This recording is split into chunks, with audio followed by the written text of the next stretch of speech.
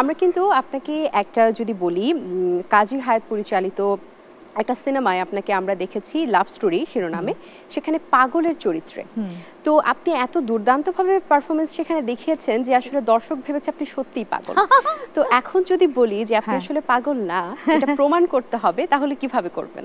আপনি ডেকেছেন, আমি এটেনে এসেছি, পাগল হলে নিশ্চয়ই আসতাম না।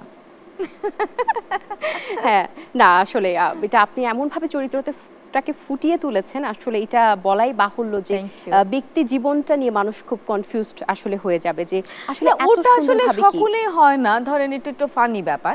যেমন আমি যদি আমি যেমন আগে আমার যখন শুরু, তখন টেলিভিশনে আমি মানে দুর্দান্ত চঞ্চল, অনেক স্পিডে কথা বলে, হিউমারাস যত মানে ক্যারেক্টার আছে মেয়েদেরকে নিয়ে সব আমাকে দিয়ে এক্সপেরিমেন্ট করেছে, এবং আমি গাছে ওঠা থেকে শুরু করে আমি এভরিথিং তখন করেছি। তখন বয়স কম, ছোট, অ্যাক্টিংটা করার আগ্রহ, মানে ডিরেক্টর যা বলছে, রাইটার যা লিখছে সেটাই পারফেক্টলি করতে চেষ্টা করেছি। তো এক একটা চরিত্র তো এক এক রকম, তার মানে কি আমি এক এক রকম হয়ে যাচ্ছি তা তো না, আসলে সেটা চরিত্রের খাতিরে হয়ে ওঠা আসলে। আচ্ছা, আপনার জীবন সঙ্গী কিন্তু আমাদের এখানে এসেছিলেন, তাকে আমরা একটা প্রশ্ন করেছিলাম, সেই প্রশ্নটা একটু আপনাকেও করতে চাই যে আমরা আর করি সেলিমের প্রেম কাহিনী দেখেছি, তো এবার একটু জানতে চাই সেলিম আর রোজির প্রেম কাহিনীটা কেমন? এটা সারা বাংলাদেশ জানে। অ্যাকচুয়ালি দুটো মানে বিয়ের 32 বছর পার হয়ে গেছে, মানে এখনো বলতে গেলে মনে হয় যে এতবার বলেছি।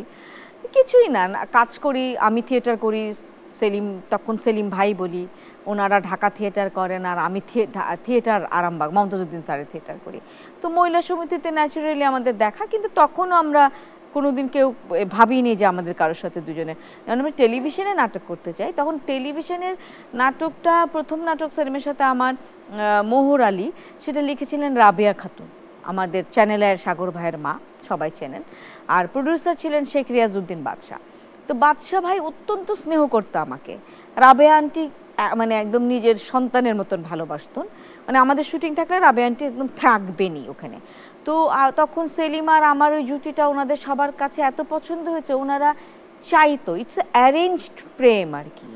সবাই চাইতো আর এই ছেলেটার মেয়েটার কিছু হোক, স্ক্রিনে এত ভালো লাগছে সবাই। ইনফ্যাক্ট সেলিমের বোন আমাকে ফোন করে বলছে, তোমার সাথে আমার ভাইকে এত মানিয়েছে, তুমি একবারে আমাদের বাসায় চলে আসো। আচ্ছা, মানে প্রেম, বাট অ্যারেঞ্জড প্রেম।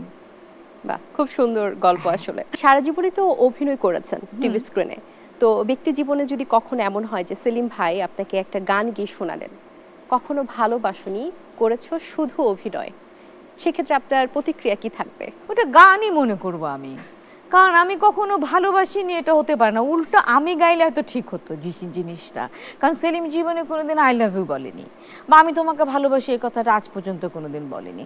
তো আমি বরঞ্চ ইনিয়ে বিনিয়ে বোঝানোর চেষ্টা করি যে আমি অনেক ভালোবাসি, মানে গানটা যদি আমি গাইতাম এটা পারফেক্ট হতো।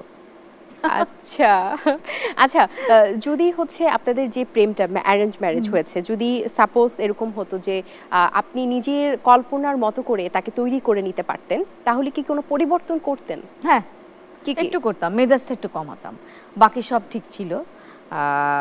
ঠিক না থাকলে তো আর প্রেমে পড়তাম না, বা আমি ট্রাস্ট করতাম না। অ্যাকচুয়ালি তখন ওটাকে আমি প্রেমে পড়া বলবো না, আমি বলবো যে একটা ফেথ, একটা ট্রাস্ট তৈরি হওয়া